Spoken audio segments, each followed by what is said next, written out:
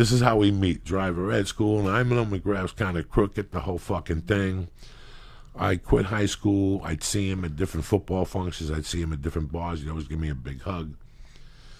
Then one morning he contacted me because a younger friend of mine cut his finger off, and we had to drive him to the hospital. And that's how I became tight with him. I went to the hospital that day, and we got talking, and he asked me about my mother, and if there's something he could do, his father, and this whole thing.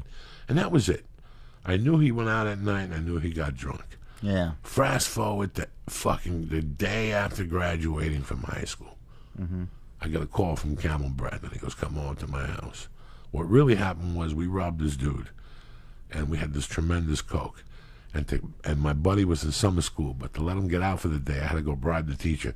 I knew the teacher did blow. So I called the teacher, and I gave him a piece of coke, and he said to me, no, do me another piece.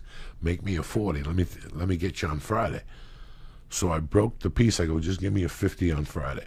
It's Monday morning. We pull my friend from class. I blackmail the teacher, plus I give him a rock. He's hanging out with the Camel, so I know they're both partners. So on Friday, I call fucking T, and he goes, no, you got to collect from McGrath. So now, I had never, ever dealt in cocaine or money with McGrath. But now I'm out of high school. It's the third day out of high school. Yeah. He calls me up, and he goes, come over, I'll give you the fucking money. When I walk in, he goes, you ever do something with somebody else and you end up paying for it? That's what's going on here. He gives me the $50. Yeah. And I'm against my best judgment. I go, you know what, man? Did you like the coke? Just to clear the air that he did coke. Yeah. And he goes, it wasn't bad coke, but follow me to my room. This guy's a high school teacher, plus a football coach. And driver's ed instructor. And driver ed instructor. They give him 3 checks. Good, great guy. We walk up into his bedroom. He goes, close the door behind you. He pulls out his fucking sleeper, you know, the thing next to where you sleep, whatever that's called. Where Like the nightstand thing? Nightstand. He pulls a mirror out of there. Then he opens up a fucking closet. He goes to the top of the closet and he puts down a fucking bag of blow like this big. And he opens it up. He takes a spoon. He lays some on. He goes, do some of that. Let me know what your shit was compared to that. And I did 2 lines, and this shit was fucking off the chain. And he goes, I don't sell it. He goes, I deliver it for a guy. He goes, I know a Spanish friend, but he can't go to most white people's houses. So I go with a suit on, and I go as a real estate guy, and I deliver an ounce or 2 at a time.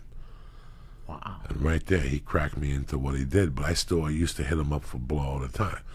But I was going crazy, but he was also going crazy.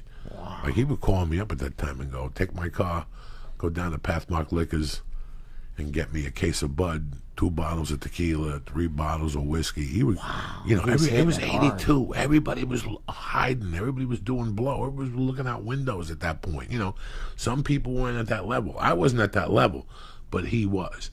But my most famous McGrath story is we robbed a gas station, and we had big bills, but $1,000 bills. Dollar bills, you know.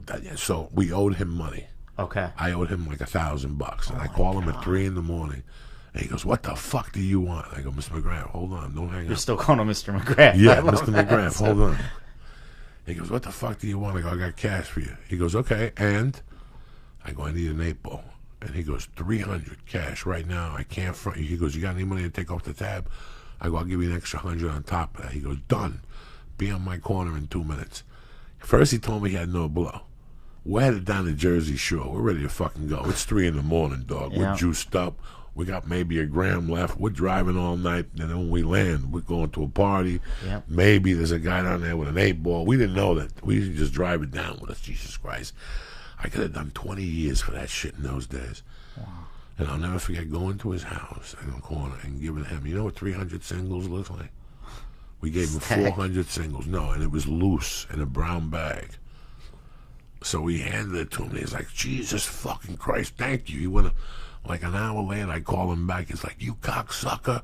They were all dollar bills. It's going to take me 2 hours to count that fucking money." It was 400 singles in that fucking thing. Plus, we gave him those things to get across the Jersey Bridge. The tokens? Or the tunnel. In those days, there were booklets. You could buy a booklet. We must have clipped fucking 3,000 of those fucking things. I forget how many in that thing. It was a great summer. It was a great fucking summer, dog. Right after high school, great fucking summer. Wow. That's how you gotta live. I wish it would have lasted.